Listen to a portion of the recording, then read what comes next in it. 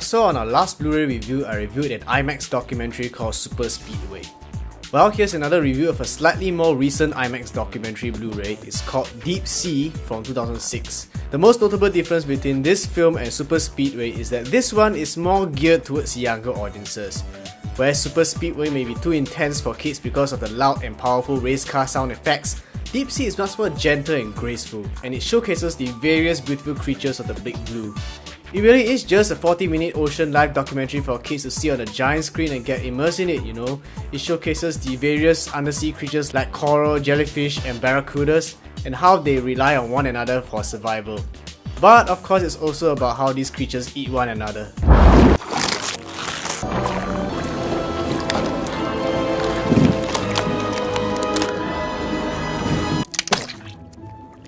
All this magnificent undersea footage is narrated by Johnny Depp and Kate Winslet, and features some very nice classical music composed by Danny Elfman. Johnny Depp and Kate Winslet don't really sound exceptionally amusing here, but they get the job done. In fact, those claws are as fast as a .22 caliber bullet. While Johnny Depp's voice is slightly more recognizable here, you probably wouldn't know that the female voice was Kate Winslet if I didn't tell you it was Kate Winslet. And about the only bad thing about the narration is that it is a little too cheesy at times. What's that? It's called a proboscis. Ugh. Overall though, I'd say this film is more accessible than Super Speedway because unlike that previous film, you don't necessarily need to be a hardcore marine life enthusiast to enjoy this documentary. If you have kids and are looking for a kids-friendly documentary about ocean life to watch with your family, this film isn't a bad choice. But if you're not in that kids demographic, you may not enjoy it as much when you're watching it on your own.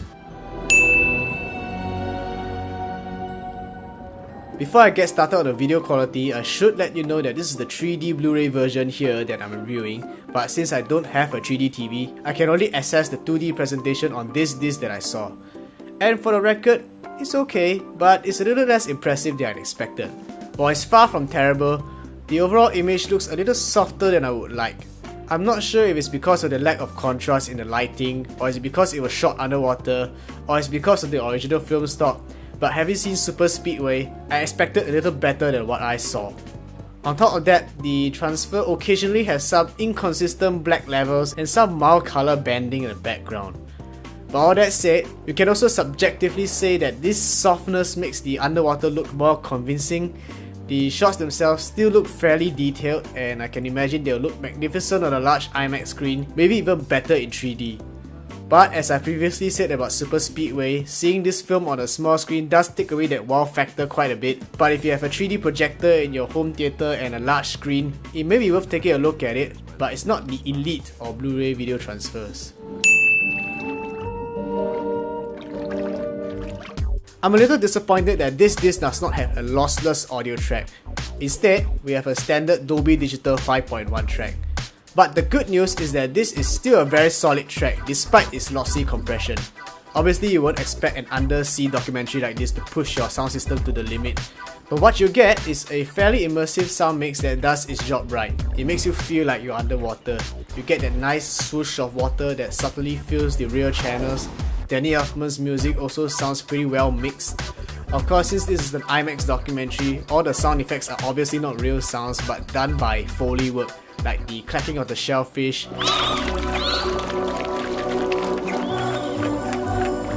but the sound design still fit the visuals very well. One thing to note is that this track does sound a little soft on my default volume level on my system, so you may want to crack up the volume a little bit, maybe by 6 decibels if you have a higher end receiver. Once you've done that, it should sound fine.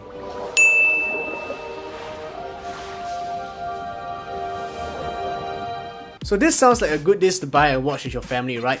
But before you decide to buy this disc, it's important to know that this 3D Blu-ray has zero special features apart from the main 40-minute film, unlike the 2D Blu-ray which has another full IMAX documentary on the disc. And at least at the time I bought this disc from my local video shop a couple of years ago, this disc was priced at $60. I'm serious. I don't know if it's because of importation fees before it arrived on our local store shelves, but my advice to you is that if you see this disc at anything more than $20, avoid it because it is not worth it for a 40-minute film.